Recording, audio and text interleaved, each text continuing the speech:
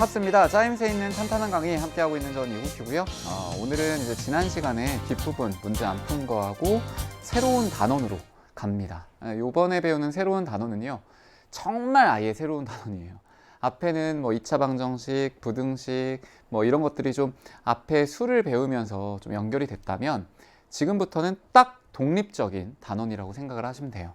그래서 공통수학 1에서는 오늘 뭐 문제까지 풀게 되면 지난 시간까지에 대한 내용들은 파트 A, 그리고 오늘 개념적으로 배우는 거 파트 B, 그리고 다음 개념이 이제 행렬이라고 하는 개념인데요. 그것도 이제 파트 C라고 볼 수 있습니다. 물론 분량 자체는 상당히 B와 C가 적긴 적은데 아이디어들이나 아니면 수의 연결이나 이런 것들을 보면, 내용적인 연결들을 보면요, 앞에 파트 A는 그냥 그대로 끝나버리고요, 경우의 수는 그냥 경우의 수 독립적인 거고, 행렬도 행렬 독립적인 거예요.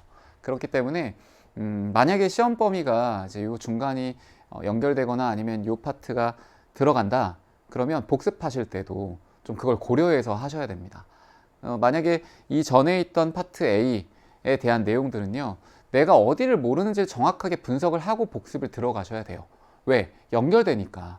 내가 2차 함수랑 2차 방정식, 2차 부등식 이쪽을 하고 있는데 인수분해가 안 돼. 그럼 그 앞으로 가셔야 돼요. 위계가 있다 보니까.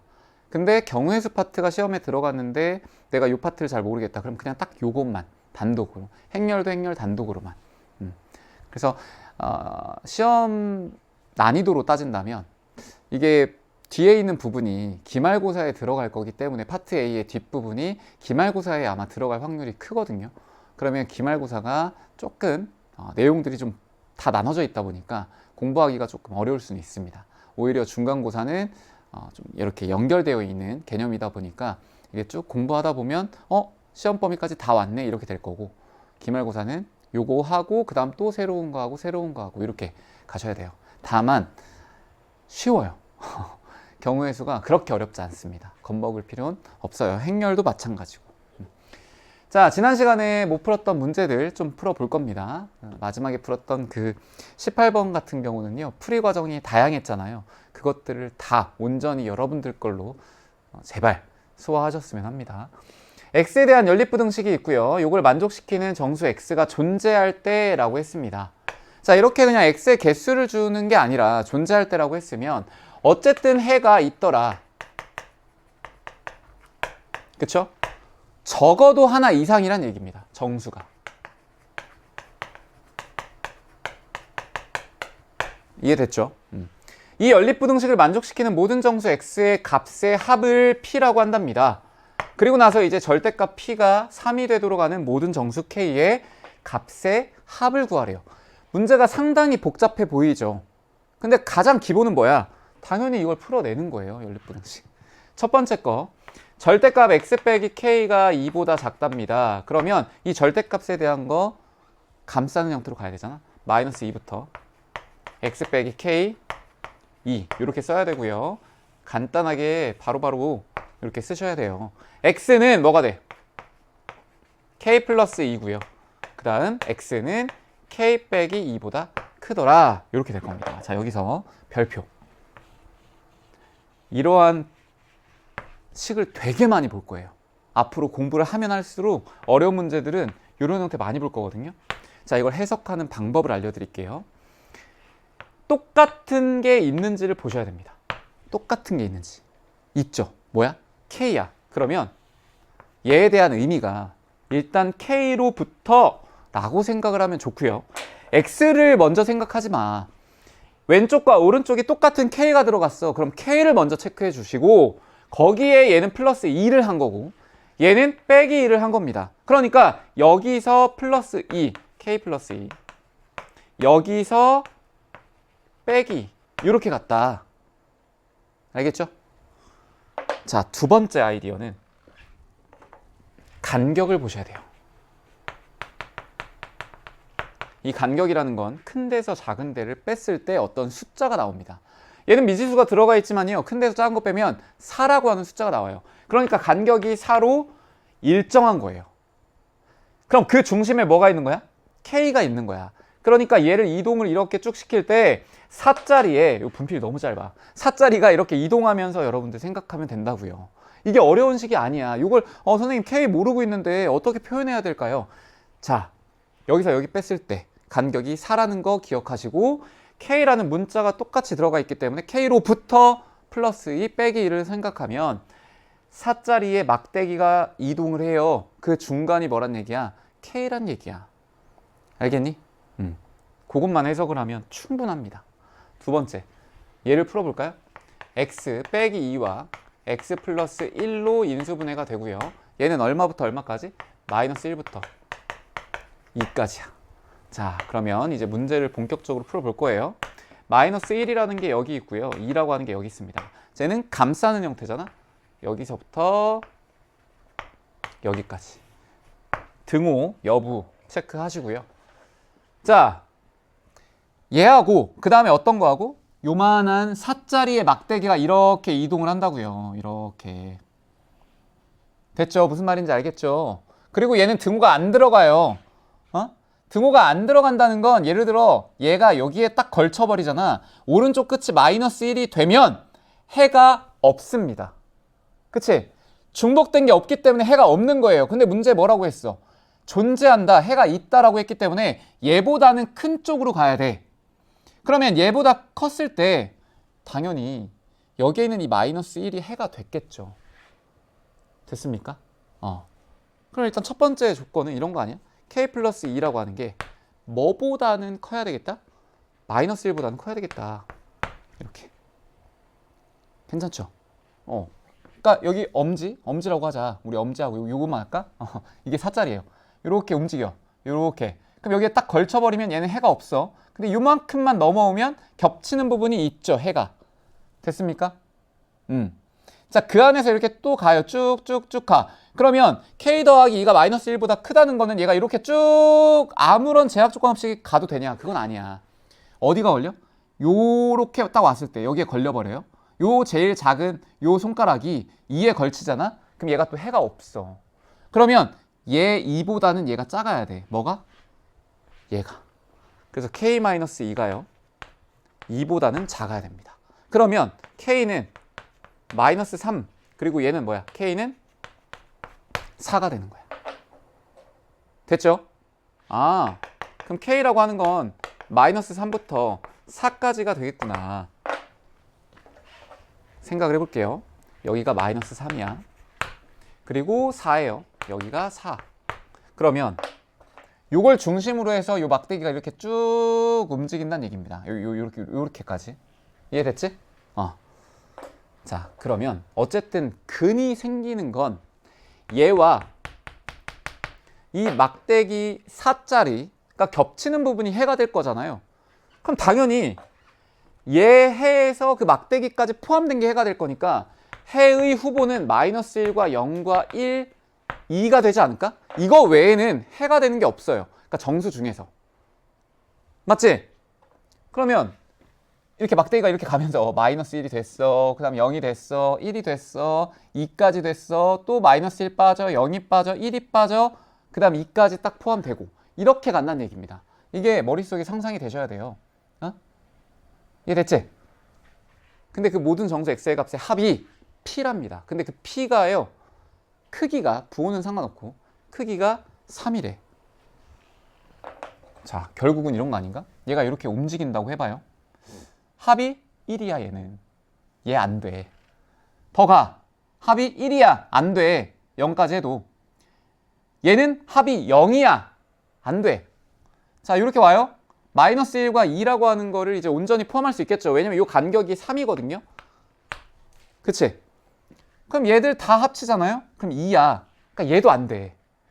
그러면 결국 문제에서 원하는 건 합이 3이 되는 건 이 절대값이 굳이 필요가 없기도 하고 실제로는 어떻게 된다는 얘기예요. 얘가 이렇게 가서 그렇지. 0부터 이렇게 포함이 되면 되는 거다. 알겠어요? 자, 그래서 이렇게 생각을 하시면 됩니다. 여기 끝에 있는 요거 있죠. K 빼기 2가 올 수 있는 거는 여기부터예요. 예를 들어 뭐 K가 정수라고 했으니까 사실 이따가 또 골라낼 거긴 한데 위치적으로 보면 이렇게 이동을 할 거잖아. 그러니까 그 이동하는 상황에서 K 빼기 2가 여기에 와야 0, 1, 2 그들의 합이 얼마가 되는 거야? 3이 되는 거거든. 됐죠? 자, 그 다음 얘가 만약에 여기 이렇게 1, 2를 포함하고 있었다? 근데 이동을 해. 그러다가 1이 빠져. 그럼 돼요, 안 돼요? 안 돼. 그러니까 K가 가능한 곳은 요 경계가 되겠죠. 됐습니까? 이해됐죠? 무슨 말인지? 그럼 K 빼기 2의 범위를 한번 생각을 해보자. 어떻게 될까? 마이너스 1과 0 사이에 오면 되는 건데 여기서 또 기억하실 게 마이너스 1이어도 되긴 되거든요. 왜? 이렇게 갈 거잖아. 이렇게. 그러니까 얘가 이렇게 간다면 마이너스 1은 해에서 빠지거든. 그러면 0, 1, 2가 되니까 얘도 돼. 자, 그래서 얘는 마이너스 1부터 가능합니다. 자, 또 얘가 1까지는 만약에 가잖아요. 그러면 1보다 큰 쪽에서 이제 여기에 있는 해가 뭐밖에 없어. 정수로 따지면 2밖에 없잖아. 그럼 합이 2가 되는 거니까 문제에서 원하는 게 아니잖아요. 그럼 1보다는 어때야 돼? 작아야 돼. 그러니까 얘는 1보다는 작아야 되겠구나. 자, K는 2를 더해요. 그럼 1이 될 거고요. 아이고, 여긴 등호 빠져야지. 3 이렇게 될 겁니다. 그러면 정수 K의 합을 구하래요. 1, 2가 될 거 아니야. 그래서 요거 두 개를 더하면 되니까 얼마예요? 답은 3입니다. 알겠죠? 자, 이 문제도 결국은 이 마지막 해결하는 게 좀 어렵기는 했어요. 하지만 더 중요한 건 요거다. 얘를 좀 더 쉽게 해석을 해 놓고 문제를 접근하면 사실 제가 이거를 명확하게 하기 위해서 설명을 다 꼼꼼하게 했지만 여러분들이 직접 풀 때는 요거에 대한 아이디어만 기억하고 있다면 그냥 이동하면서 보는 거야. 응? 얘가 그러면 3이 되려면 요거를 포함해야 되겠구나. 그럼 요걸 포함하도록 하려면 마이너스 1은 빠져야 되고 1이라고 하는 거는 포함을 해야 되고 그 안에 존재하겠구나. 그러니까 마이너스 1과 1이라고 하는 거에 등호만 주의하시면 되겠죠. 됐어? 그래서 요것도 좀 어려운 문제이기는 했으나 저하고 풀었으니까 그리고 제가 꼼꼼히 해결했으니까 만약에 이걸 복습할 때는 좀 명쾌하게 여러분들이 논리적으로 해결해 나가셨으면 합니다. 자, 좋아요. 이렇게 19번 마무리하고 20번. 자, 20번은 앞에서 제가 강조했던 그 부등호로 되어 있는 문제로 했던 거하고 똑같습니다. 2차식 fx에 대하여 2차 방정식 fx는 0의 두근을 알파 베타라고 하고요. 알파 더하기 베타하고 그 다음에 알파 제곱 더하기 베타 제곱이 14라고 했네. 2차 방정식 요거의 두근의 곱을 구하래요. 그럼 어쨌든 fx를 구한 다음에 뭐 3x 빼기 4를 넣는다. 뭐 그렇게 할 수도 있겠지만 지금 이건 딱 알파 더하기 베타 나왔잖아. 그럼 근과 계수의 관계로 풀어라 이런 얘기야. 그러면 얘하고 얘하고의 관계는 어떻게 합니까? 얘는요. 최고차항이 뭔지는 중요하지 않다고 했죠. 지난 시간에. 지난 시간이었던 것 같아. 그러면 x-알파와 x-베타는 0이야. 그치? 그럼 여기에 뭘 넣으면 돼요? 3x 빼기 4, 여기도 3x 빼기 4 넣으면 되는 거야. 됐죠? 자, 근데 그렇게 하는 것보다 제가 좀 더 고차원적인 아이디어를 설명했잖아요. 어떻게? 얘가 알파가 되는 것과 얘가 베타가 되는 게 근이겠다, 결국. 그러니까 3x 빼기 4가 알파가 되는 거. 그럼 3x는 4 더하기 알파, x는 3분의 4 더하기 알파가 될 거고요. 그치? 얘는 당연히 이거 똑같이 전개가 될 거 아니에요. 그럼 베타는, 그러니까 x는 또 다른 건 3분의 4 더하기 베타가 되겠다. 근데 얘들을 좀 구분하기 위해 얘를 알파 프라임이라고 하고요. 얘를 베타 프라임이라고 두겠습니다. 됐어요? 그럼 문제에서 원하는 거 두근의 곱이래. 그럼 요거 두 개 곱하는 거 아니야? 알파 프라임과 베타 프라임이 저 함수, 이 방정식의 근이기 때문에 곱해요. 그럼 9분의 4 더하기 알파, 4 더하기 베타. 이렇게 갈 수 있겠죠? 그럼 얘는 16 더하기 얼마예요? 4의 알파 더하기 베타고 더하기 알파 베타야. 알파 더하기 베타는 이미 나와 있으니까 문제가 없고요. 알파 제곱 더하기 베타의 제곱을 이용해서 알파 베타를 구해줘야 돼. 맞지? 그럼 얘는 알파 더하기 베타의 제곱에서 2알파 베타를 빼면 그게 나왔죠. 알파 제곱 더하기 베타 제곱이 14예요. 알파 더하기 베타는 2야. 그럼 4가 될 거고 빼기 2알파 베타가 될 거야. 이거 넘어가. 10은 마이너스 2알파 베타니까요. 알파 베타 얼마 나와요? 마이너스 5가 나오겠구나. 됐니? 대입하면 돼요. 16, 8, 그 다음 마이너스 5. 그러면 얘는 24에서 5 빼니까 19. 그리고 얘를 뭘로 나눠주면 돼? 9로 나눠주면 9분의 19가 내가 원하는 답이 되겠다. 괜찮습니까? 그래서 근과계수의 관계 이용하는 거고요. 얘를 알파, 얘를 베타라고 놓고 전개하는 거 중요한 아이디어라고 했습니다. 여기다 3x 빼기 4를 넣는 것보다, 알겠지? 그리고 또 한 번 말하지만 여기에 있는 이 개수는 중요하지 않다. 설명했죠? 자, 21번으로 갑니다. 연립부등식 얘의 해가 알파 베타라고 합니다. x 빼기 알파와 x 빼기 베타가 10보다 작거나 같대요. 저거의 합이. 그러니까 알파 베타 구해줘야 되겠지? 이거 풀어요. 3x가 마이너스 6보다 큽니다. x는 마이너스 2보다 크고요. 얘는 x 빼기 6과 x 플러스 4가 0보다 작더라. 얼마부터 얼마까지야? 마이너스 4부터 6까지가 되겠죠. 됐니? 따라서 얘의 중복을 보게 되면 이렇게 포함되고요. 마이너스 2보다 크다고 했기 때문에 마이너스 2 이렇게 될 거다. 돼요? 겹치는 거는 여기가 되겠지. 그러니까 알파 얼마? 마이너스 2. 베타 얼마? 6. x 플러스 2 더하기 x 빼기 6. 이 10보다 작거나 같습니다. 자, 그러면 이 문제를 풀 땐 당연히 구간을 나눠서 하는 거라고 했었죠. 구간을 뭐 여기에 있으니까 그냥 생략할까? 마이너스 2부터 6까지잖아. 그러니까 요 영역. 어떤 영역? 마이너스 2보다 작은 영역. 그 다음 마이너스 2부터 6까지의 영역. 또 6부터 나머지에 대한 영역. 됐죠? 자, 그러면 마이너스 2보다 작은 영역이라고 해보자. 그럼 마이너스 2보다 작은 거 넣으면 얘 당연히 음수 나오잖아요. 그러니까 뭘 붙이고 나와? 마이너스. 얘도 당연히 마이너스 붙여야 되겠지. 이렇게. 됐습니까? 마이너스 2x 마이너스 2에 플러스 6이니까 플러스 4가 되겠죠? 넘어가요. 6입니다. x는 마이너스 3보다 크거나 같다. 괜찮아?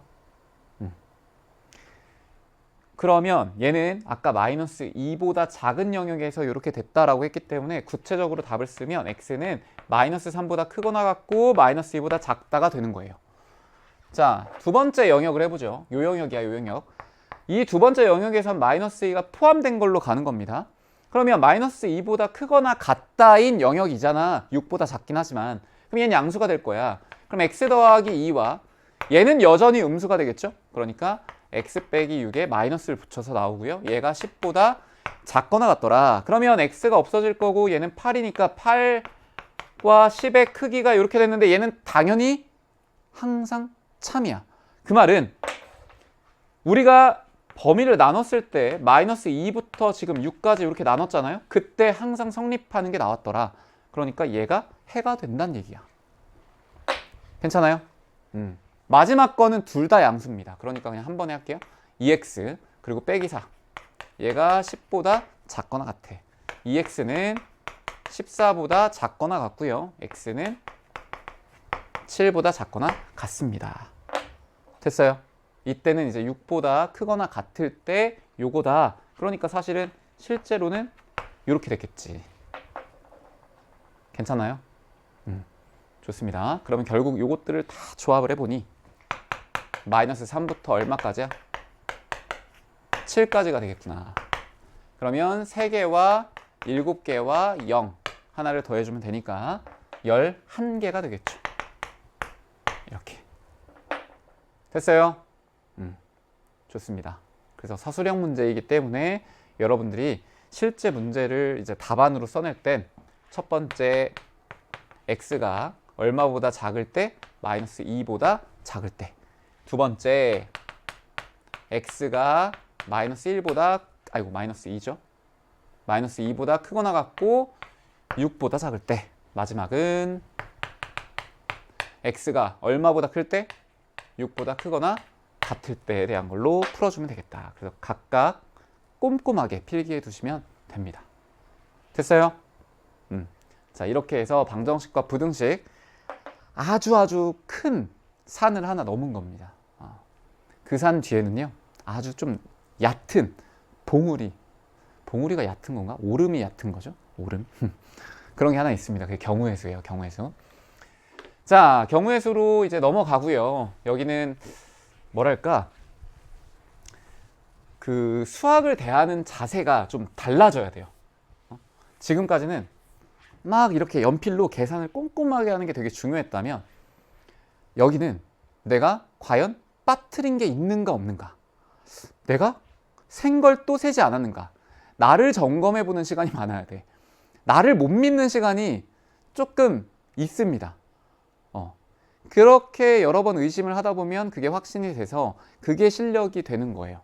경우의 수 파트는 실제 문제가 틀리는 이유는 여러분들이 몰라서라기보다는요, 내가 개수 셀 때 잘못 세거나, 아니면 계산을 좀 반대로 하거나, 아니면 뭔가 뭐 빠뜨리거나 아니면 중복되거나 이런 형태들이야. 그러니까 앞에 있던 단원들과는 좀 결이 달라요. 완전 달라.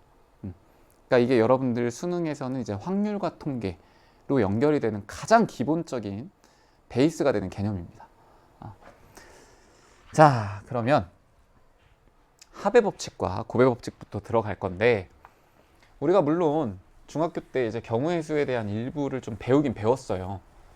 하지만 여러분들이 여기는 좀 새로운 단원으로 들어가는 거기 때문에 제가 아주 기초부터 차근차근히 설명을 해드릴 겁니다.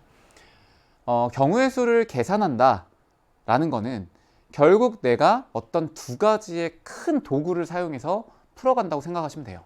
그 큰 도구가 첫 번째 합의 법칙, 두 번째 곱의 법칙입니다. 확률과 통계라고 하는 교과를 배우게 되면 되게 많은 잔 도구들을 배울 거거든요.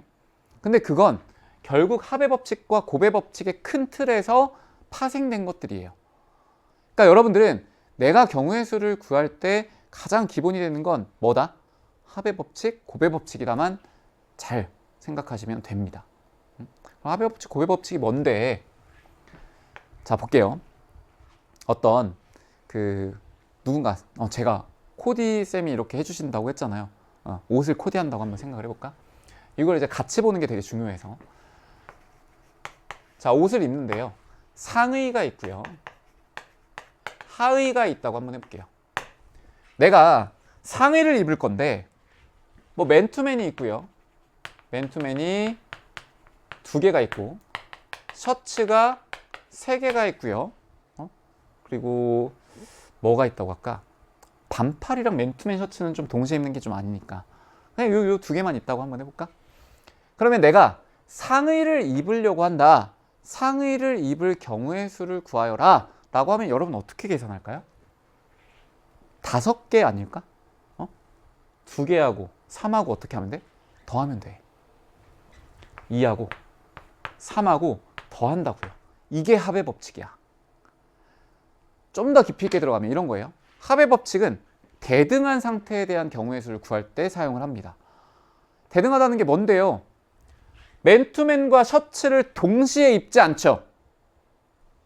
동시에 선생님 레이어드해서 입을 수 있는데요. 아니, 저도 좋아해요. 레이어드 좋아하는데 그렇게 하지 말자. 지금은 한겨울이 아니라 그냥 가을 정도라고 생각을 해봐요. 그러면 맨투맨과 셔츠 하나만 선택해서 입을 거 아니야. 그러면 맨투맨 몇 가지? 2가지. 셔츠 몇 가지? 3가지. 그러니까 이걸 동시에 내가 대등한 상태로 놓고 고민을 하는 거죠. 그래서 요거 2개를 더하면 내가 상의로 입을 수 있는 경우의 수가 나오는 거야. 됐습니까? 자, 거기에 하의가 있는데요, 면바지가 있고요, 2개가 있고요, 청바지가 3개가 있다고 한번 해볼게요. 여기 이제 또 반바지까지 한번 해보자. 아까 가을이라고 했는데 가을이 뭐 더울 수도 있잖아. 반바지 3개. 자, 그럼 여기서 바지를 입는 경우의 수를 구하여라 라고 하면 여러분 어떻게 하실래요? 2개. 또 몇 개? 3개. 또 몇 개? 3개. 이렇게 구하는 거야. 이거 뭐라고? 합의 법칙이라고요. 됐지? 어려운 내용 아니에요. 자, 그럼 각각에 대한 경우의 수 한번 세볼까? 얘 5가지. 그 다음 얘는 8가지예요. 자, 코디를 합니다. 제가 EBS 촬영을 하려고 딱 왔어요. 그리고 코디쌤이 갖고 있는 옷들이 요렇게래요. 선생님이 오늘 옷 입을 경우의 수를 한번 구해주세요 라고 이제 코디쌤이 저한테 물어보면 전 어떻게 계산을 할까? 상의를 입은 경우의 수에 만약에 내가 맨투맨 A를 입었어요. 그럼 그 A에 바지로 고를 수 있는 게 총 몇 가지예요? 8가지나 돼. 그지? 맨투맨 B에다가 내가 바지를 고를 수 있는 게 또 몇 가지예요? 8가지야. 셔츠 A 8가지, 셔츠 B 8가지, 셔츠 C 입으면 8가지 이렇게 되겠죠. 그러면 내가 입을 수 있는, 내가 전체적으로 코디할 수 있는 경우의 수는 이 5와 이 8을 어떻게 하면 될까요? 곱하면 돼요. 그래서 얼마다? 40이다. 이게 무슨 법칙? 곱의 법칙이야. 됐습니까? 여러분들 이걸 예시로 그냥 보시면 너무너무 쉽잖아요. 근데 이걸 여러분들 교재 보면 뭐 사건이나 동시에 일어난다, 일어나지 않는다 이렇게 보면 처음부터 그걸 접하기 시작하면 어렵다고. 아주 적당한 예시는 딱 코디입니다. 코디. 자, 그래서 이걸 수학적으로 구분할 수 있는 게 첫 번째 핵심 개념이거든요. 합의 법칙과 곱의 법칙. 선생님 이거 생각보다 쉽게 구분할 수 있을 것 같은데요. 근데 문제가 또 그렇게 호락호락하진 않거든. 자, 어떻게 구분하는지 간단하게 설명을 해드리면 대등하다. 얘도 선택할 수 있고 얘도 선택할 수 있고 얘도 선택할 수 있고 얘도 선택할 수 있더라 라고 하는 건 합의 법칙으로 갑니다. 근데 그걸 수학적인 문장으로 바꾸잖아요. 동시에 일어나지 않을 때 라는 전제하에 동시에 일어나지 않는다. 맨투맨과 셔츠를 동시에 입지 않는다 라는 전제하에 이 사건과 이 사건을 더해준다고 표현합니다. 알겠죠? 자, 그러면 곱의 법칙은 어떻게 가냐? 얘와 그 다음에 얘에 대한 코디잖아요. 코디. 그래서 얘는요 연결된 거라고 보시면 돼요. 즉 앞에 내가 상의를 선택하는 게 하의를 선택하는 거에 영향을 줘. 영향을 준다는 건 결국 곱의 법칙으로 체크하셔야 된다는 얘기입니다. 됐어요? 또 이렇게 말할 수 있어. 상의와 하의가 옷을 입을 때 잇따라 일어나죠. 얘와 얘가 잇따라 일어날 때, 즉 연결될 때, 또는 동시에 일어난다라고 생각을 해도 좋습니다. 근데 이 동시에라고 하는 말의 표현이 조금 조심스럽긴 한 게 교과서에는 이제 동시에와 잇따라라는 걸로 표현이 되거든요. 근데 이 동시에라는 걸 여러분이 들으면 어떤 생각을 하냐? 시간적으로 동시에 일어나야 된다고 생각을 해요. 보통 우리가 동시를 시간으로만 대입을 하니까. 근데 그럴 때도 있지만 아닐 때도 있거든요. 이 수학에서는. 그러니까 잇따라 라고 생각을 하거나 잇따라 요거예요. 잇따라 아니면 연관되어 있다라고 생각하면 편할 것 같아요. 알겠지? 자, 대등한 건 뭐라고요? 합의 법칙. 잇따라 일어나는 건 뭐라고요? 곱의 법칙이라고요. 자, 그럼 이 대등하다라고 하는 거는 어떻게도 표현할 수 있냐면 조금 더 수준 높게 표현하면 케이스 분류라고도 볼 수 있습니다. 왜? 제가 코디를 할 건데요. 첫 번째 케이스, 맨투맨 A를 입을 때, 두 번째, 맨투맨 B를 입을 때, 세 번째, 셔츠 A, 네 번째, 셔츠 B, 다섯 번째, 셔츠 C. 케이스 분류하는 것을 우리는 합의 법칙이라고도 표현합니다. 그래서 케이스 분류가 총 몇 가지로 됐지? 5가지가 됐죠. 그러니까 얘는 합의 법칙이야. 이렇게 이해하셔도 괜찮아요. 됐습니까? 그러면 여러분들이 이걸 수학적으로도 이제 표현할 줄도 알아야 되잖아. 그래서 이렇게 생각하시면 돼요. 서로 다른 두 개의 사건이 있는데요. 그 사건이라고 하는 건 뭐 예를 들어 여기서는 상의를 입는 것, 얘는 하의를 입는 것이야. 문제로 많이 나오는 것, 주사위를 던지는 것, 또 카드를 뭐 이렇게 뽑는 것, 이런 것들이 다 사건이 된다고요. 그러면 이 사건과 이 사건이 동시에 일어나지 않을 때 그거에 대한 거는 얘하고 얘를 어떻게 한다? 더해준다. 아니, 요 안에서 더해주고. 그 다음에 얘하고 얘가 잇따라 이어진다. 그러면 얘하고 얘를 어떻게 하시면 돼요? 곱하기로 연결해 주시면 됩니다. 그래서 사건 A와 사건 B가 있을 때요. A에 대한 경우의 수가 M이고 B에 대한 경우의 수가 N일 때 두 개를 더하는 것. 얘를 무슨 법칙? 합의 법칙이라고 하고요. 자, 사건 A와 사건 B가 동시에 일어납니다. 아니면 잇따라 일어납니다. 라고 했을 때 얘는 곱하기로 연결해 주셔야 돼요. 이게 뭐다? 곱의 법칙이다. 됐을까요?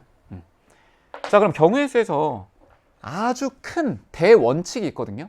근데 이거 원칙이라고 하기엔 좀 뭐랄까 너무 당연한 거야. 그게 뭐냐면 중복되지 않도록 체크하셔야 되고요.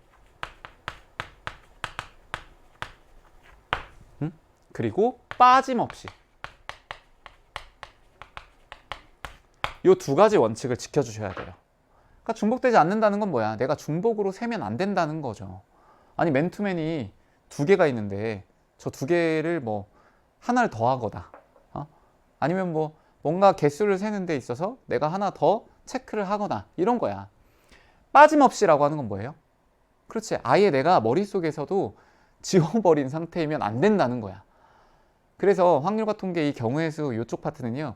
되게 꼼꼼한 친구들이 보통 잘합니다. 근데 얘들은 그냥 감으로 푸는 거야 라고 생각하는 친구들이 혹시나 있을 수 있는데 어떠한 단원들보다도요 논리적인 게 이 경우의 수 파트입니다. 확률과 통계 굉장히 논리적인 과목이거든요. 근데 오해하는 게 보통 이제 그냥 아유 선생님 이런 합의 법칙 고의 법칙 안 하고요. 전 그냥 직접 셀 거예요. 맨투맨 A와 여기다 수영도까지 그려. 면바지 A, 면바지 B, 청바지 A, 청바지 B, 청바지 C 이렇게 해가지고 전 다 셀 건데요. 물론 그렇게 세서 나오겠지. 하지만 그거를 그렇게 한다는 건 여러분들이 갖고 있는 도구들을 그냥 버리고요. 내가 원시시대로 간다는 얘기야. 그치? 그러니까 어떤 상황이 나왔을 때 내가 갖고 있는 여러 가지 연장들이 있겠죠. 그 연장들 중에서 적절한 걸 꺼내가지고 사용을 해야 되는 거거든요. 그렇기 때문에 굉장히 논리적입니다. 여기는. 그리고 이걸 그냥 선생님 저 그냥 하나하나 세면 답 나오던데요. 어쨌든 경우의 수는 그냥 뭐 개념 공부 안 하고 내가 적당하게 이렇게 막 하면 나오던데요. 그게 뭐냐면 감으로 푸는 친구들이거든요. 이쪽 파트를 감으로 풀기 시작하면 확률과 통계 단언컨대 어렵습니다. 여러분들이 그런 마인드로 접하면. 어떻게 접해야 돼? 굉장히 논리적으로 접근해야 돼. 내가 이 개수가 왜 2개가 나오고 이 개수가 왜 8개가 나오고 왜 15개, 뭐 20개가 나오는지를 명확하게 서술형 평가처럼 쓸 수 있어야 경우의 수 파트를 정말 잘 공부하고 있는 겁니다. 근데 그게 안 되고 있다면 확률과 통계도 적당하게 내가 감으로 해야지 이런 마인드거든요. 절대 안 나와. 점수 절대 안 나와요. 알겠죠? 자, 그래서 합의 법칙과 곱의 법칙은 큰 틀에서 이렇게 이해를 하시면 되고요. 우리 문제를 풀면서 좀 적용을 해볼게요. 한 개의 주사위를 2번 던져서 나오는 눈의 수의 합이 4 또는 5가 되는 경우의 수를 구하시오 라고 했습니다. 자, 여기 보세요. 한 개짜리를 2번 던져요. 2번 던진다는 건 어쨌든 첫 번째 던지는 것도 있고 두 번째 던지는 것도 있는 거 아닌가? 근데 그 눈의 수의 합이 4 또는 5가 된대요. 자, 첫 번째 던졌을 때 나오는 숫자를 여기다가 이제 밑에 적을 거고요. 두 번째 던졌을 때 나오는 숫자를 밑에다 적을 겁니다. 순서가 있잖아. 그러니까 얘는 똑같은 건 아니야. 예를 들어 여기가 2가 나오고 여기가 3이 나와요. 3이 나오고 2가 나와요. 이거 같은 경우 아니에요. 첫 번째와 두 번째라고 구분을 해줬잖아. 그치? 자, 거기에 4 또는 5라고 나와 있는데요. 자, 여기부터 이제 우리나라 말을 해석하는 걸 조금씩 받아들이셔야 됩니다. 4 또는 5야. 그 말은 4가 돼도 되고 5가 돼도 된다는 얘기야. 내가 상의를 입을 때 맨투맨을 입어도 되고요. 셔츠를 입어도 된다는 얘기입니다. 대등한 상태에 대한 얘기죠. 그래서 얘는 합의 법칙입니다. 실제로 합의 법칙을 교과서 개념에서 어떻게 표현하냐면 또는이라고 하는 단어로 표현을 해요. 그래서 또는이 들어가면 뭐다? 합의 법칙이다 이렇게 외우기도 합니다. 근데 뭐 그렇게 외우는 것도 당연히 좋기는 좋은데 그래도 먼저 이해는 좀 해야지. 어? 합의 법칙을 왜 또는을 왜 더할까? 그쵸? 어떤 거기 때문에? 대등한 상태야. 내가 고를 수 있는 상황에서 얘도 고를 수 있고 얘도 고를 수 있고 얘도 고를 수 있고 그쵸? 그렇기 때문에 또는이라고 하는 거는 4도 될 거고 5도 될 거다라는 의미예요. 자, 합의 법칙으로 간다. 자, 첫 번째 이렇게 갈 겁니다. 4가 되는 것부터 생각을 한번 해보죠. 됐어요? 그러면 첫 번째에 주사위 던져서 뭐가 나올 수 있겠니? 1이 나올 수 있겠죠. 제가 이렇게 괄호를 묶어서 순서상으로 표현을 할 겁니다. 두 번째는 뭐가 나오면 돼요? 3이 나올 수 있겠네. 그치? 자, 첫 번째 2가 나올 수 있습니다. 두 번째도 2가 나올 수 있겠죠. 왜? 주사위를 던졌어. 그 다음 내가 다시 주운 다음에 다시 던지는 거야. 그렇다고 해서 앞에 던졌던 그 주사위의 눈이 2가 나왔으면 그걸 지우고 다시 던지나? 아니잖아. 또 나올 수 있어. 그래서 2도 가능합니다. 그 다음 3이 나왔어요. 그럼 두 번째 뭐 나오면 돼? 1 나오면 돼. 괜찮아? 자, 5가 되는 것도 한번 생각을 해보겠습니다. 그러면 1이 나오고 그 다음 두 번째 4가 나오면 되고요. 2가 나오고 3이 나오고요. 3이 나왔어. 그 다음 2가 나와. 4가 나왔어. 그 다음 1이 나오면 됩니다. 라는 뜻이죠. 그러면 얘도 될 거고 얘도 될 거다. 얘가 몇 가지예요? 총 3가지야. 얘 몇 가지예요? 4가지예요. 그러면 이 두 가지를 곱할까요? 더할까요? 더해야지. 합의 법칙. 그래서 얘는 7가지가 될 겁니다. 괜찮죠? 자, 그럼 이제 조금씩 적응을 해야 돼. 얘가 4인 경우일 때 그리고 5인 경우일 때로 구분을 했죠. 이런 걸 수학적으로 조금 더 고차원적으로 얘기하면 뭐라고요? 케이스 1번이다. 합이 뭐일 때? 4일 때. 두 번째, 케이스 2번이다. 이렇게. 됐어? 그러면 케이스 1, 2로 구분했다는 건 합으로 구한다는 얘기거든요. 그래서 케이스 1이 3가지고 케이스 2가 4가지야. 그러니까 얘 2개를 더해야 됩니다. 또 하나 풀어볼게요. 유제 1번. 한 개의 주사위를 던져서 나오는 누누이 수가 3의 배수이거나 라고 했습니다. 독해를 잘 하셔야 돼요. 3의 배수이거나 요거하고 같은 말 뭐야? 앞에 배웠잖아. 또는이야. 그래서 요 두 개의 단어가 교과서와 모든 교재에 다 나와요. 합의 법칙은 뭐뭐이거나 아니면 또는으로 표현이 된다. 됐지? 자, 4의 약수인 경우의 수를 구하래요. 3의 배수인 거 첫 번째 케이스라고 보시고요. 두 번째 케이스 뭐야? 4의 약수라고 생각을 하면 되겠죠? 첫 번째 거 구해보자. 3의 배수가 나와야 돼. 그러면 뭐 3이 나올 수도 있지 않나? 그치? 한 번 던지는 거예요. 그 다음 6이 나올 수도 있지 않나? 요거밖에 없어. 주사위의 눈은 1부터 6까지거든. 4의 약수가 나와야 된대요. 그럼 뭐야? 1, 2, 4. 됐죠? 케이스 분류 요거 몇 가지? 2가지입니다. 얘는 몇 가지예요? 3가지입니다. 그러니까 얘는 무슨 법칙? 합의 법칙으로 더해주면 되겠죠. 됐어? 답은 5가지. 자, 이제 곱의 법칙을 한번 풀어볼 거예요. 다음 조건을 만족시키는 두 자리의 자연수의 개수를 구하시오 라고 했습니다. 두 자리의 자연수를 만드는 거예요. 그러면 이렇게 했을 때 이 첫 번째 자리는 자연스럽게 0은 못 온다라고 하는 걸 인식하셔야 되고요. 1의 자리의 수는 홀수라고 합니다. 그럼 여기 1의 자리에 대한 조건을 준 거잖아. 여긴 뭐가 온대? 홀수가 온대. 됐니? 그 다음 10의 자리의 수는 뭐가 온대요? 짝수가 온답니다. 그럼 봐봐. 내가 두 자리의 자연수를 만드는데 10의 자리와 1의 자리가 당연히 서로 연결되어 있는 거 아니야? 야, 너는 10의 자리 너 따로 살아라. 나 따로 살게. 이거 아니잖아. 두 자리의 자연수를 물어봤으니까 이 두 개는 서로 연관되어 있다고요. 그쵸? 얘가 상의라면 얘는 하의가 되는 거야. 즉, 두 자리의 자연수를 코디하는 거랑 똑같다고요. 그러니 짝수가 돼야 된다라고 했으면 얘는 2, 4, 6, 8이 가능하고요. 홀수가 돼야 됩니다. 1, 3, 5, 7이 가능할 거라고요. 괜찮니? 9까지 가능하죠? 이렇게. 됐어? 그러면 얘하고 얘는 서로 연관되어 있다고요. 즉 얘가 2일 때 13579가 가능하고 4일 때 13579라고 하는 숫자를 만들어내고 6일 때도 그렇고 8일 때도 그렇다. 2라고 하는 글자가 적혀있는 맨투맨이 있고요. 면바지 1번, 면바지 3번, 청바지 5번, 청바지 7번 이렇게 하는 거야. 코디를. 그러니까 얘는 4에다가 곱하기 얼마? 5를 하면 돼. 전체 20가지가 될 겁니다. 됐죠? 이 곱의 법칙은 연결되어 있는 거구나. 잇따라 이어지는 거구나.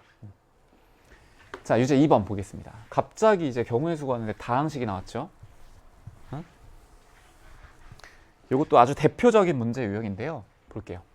얘와 얘가 전개가 된대요. 전개한다는 건 다 곱한다는 얘기야.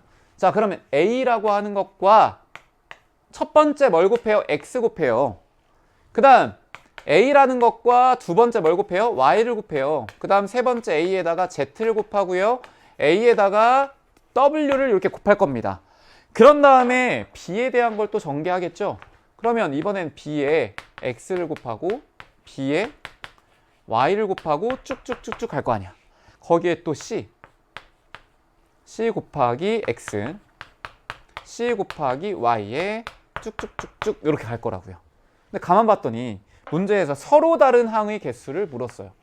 근데 이 위에 있는 구성으로 볼 때 같은 게 나올 수가 없지, 절대. 왜? 요 A일 때 여기 뒤에 거 다 다르니까 얘들은 다 달라요. 심지어 요 앞에 게 B, C 요 세 가지가 또 다르잖아. 그러니까 서로 다른 것과 서로 다른 게 곱해지는 거야.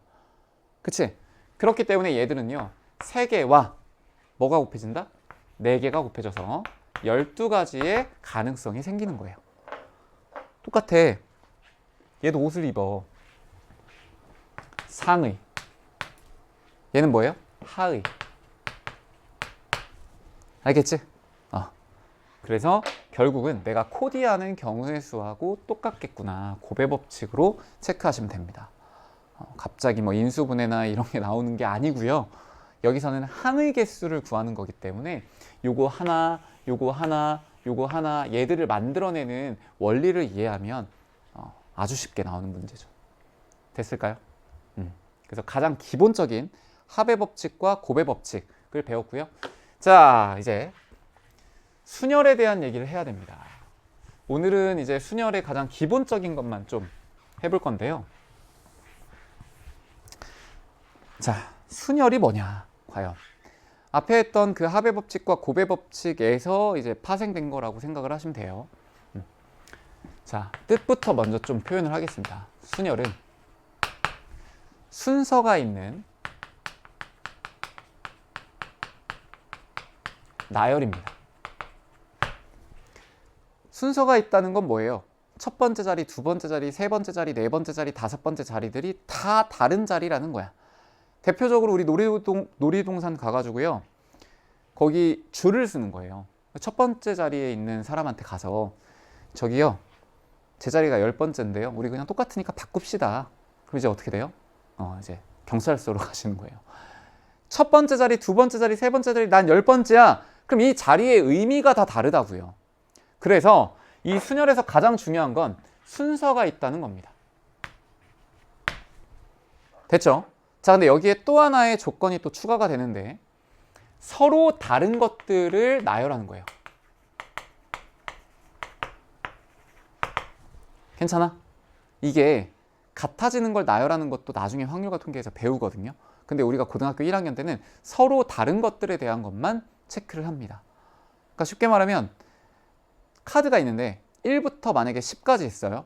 그러면 1부터 10까지가 딱 하나씩 있으면 얘들은 서로 다른 10개가 있는 거야. 근데 만약에 10장이 있는데 2가 5장이 있고요. 5가 5장이 있어. 이런 거는 안 한다는 얘기야. 여기에서. 그래서 조합을 해보면 서로 다른 것들에 대한 순서가 있는 나열을 우리는 순열이라고 하는 거다. 괜찮죠? 자, 그러면 우리가 이제 뭐 새로운 그런 도구들을 배우긴 해야 되는데 원리만 좀 한번 이해를 해볼게요. 여기가 첫 번째 자리고요. 얘가 두 번째 자리고요. 그 다음 쭉 가서 여기를 뭐 10번째라고, 5번째라고 한번 해볼까? 우리 예시로 좀 먼저 볼 거예요. 5명이 있습니다. A, B, C, D, E. 5명이 있고요. 한 명이 한 자리에 가면요. 다른 자리에 못 가요. 알겠지? 다른 자리에 만약에 간다. 그럼 이런 거야. A, B, A 뭐 이렇게 간다는 건데 그건 뭐야? 서로 다른 게 아니잖아. 서로 다르다라고 하는 거는요. A, B, C, D 5명이 있으면 이 5명이요. 다 줄을 한 자리씩 차지하고 있어야 된다는 얘기예요. 한번 생각을 해보자. 여기에 만약에 A가 왔어요. 그치? 그럼 그 다음에 올 수 있는 걸 한번 생각해 보면 A는 이미 가서 섰잖아, 줄을. 그 다음은 올 수 있는 게 B가 올 수도 있고 또는 C가 올 수도 있고요. D가 올 수도 있고요. 그 다음 E가 올 수도 있겠네. 괜찮니? 자, 그 다음 생각해 볼까? 세 번째야. 그럼 이 세 번째는 B가 왔어요. 그럼 A, B가 이미 섰지. 그러면 얘가 C가 될 수도 있고 D가 될 수도 있고 E가 될 수도 있겠죠. 괜찮아? 이렇게. 자, 그 다음 C가 왔습니다. 그럼 그 다음에 올 수 있는 건 누가 올 수 있을까? A, B, C가 이미 가서 섰잖아. D가 올 수 있고요. E가 올 수 있습니다. 이렇게. 자, 만약에 D가 왔어요. 그럼 그 다음은 뭐가 와야 될까? E가 와야 돼, 무조건. 괜찮아? 자, 그러면 여기에서 첫 번째 자리를 내가 A라고 가정을 했지만 이 첫 번째 자리에도 누가 올 수 있어요? A, B, C, D, E라고 하는 친구들이 다 가능하지 않아요? 그러니까 쉽게 말하면 내가 옷을 입는데 코디를 할 건데 모자야, 모자. 응? 모자를 써요. 아, 근데 요거는 이제 다른 것들로 해야 되니까 조금 고예시는 좀 적절하지 않겠다. 우리가 더 헷갈릴 수 있으니까 그냥 모자 얘기는 그냥 여러분들 생략을 하고 그냥 첫 번째 자리에 내가 가서 누군가를 세워야 돼. 그러면 이 5명이 후보인데 얘들이 다 가능하잖아요. 그러니까 대등한 상태인 거잖아. 그러니까 이 A 자리에 올 수 있는 것들은 5개로 그냥 구하면 돼요. 그치? 자, 거기에 두 번째 자리에는요. 첫 번째에 이렇게 왔어. 그러면 누가 올 수 있어? 4명이 또 가능하죠. 그럼 얘는 고배 법칙으로 연결해야 돼. 맞아? 그 다음은 여기 누군가 앉았어요. 그럼 남아있는 게 몇 명이에요? 3명이야. 여기는 남아있는 거 2명이야. 마지막은 1명. 됐습니까? 그래서 결국은 5명을 5자리에 이제 줄을 세우는 방법은요. 5 곱하기 4 곱하기 3 곱하기 2 곱하기 1로 계산을 하시면 돼요. 자, 그럼 만약에 5명이 있는데 3자리만 딱 줄 세울 거야. 그럼 어떻게 하면 돼? 처음에 올 수 있는 거 5명, 두 번째 4명, 세 번째 3명. 이렇게 하면 되는 거 아니야? 그래서 결국은 고배 법칙으로 이렇게 연결해 주시면 되는 겁니다.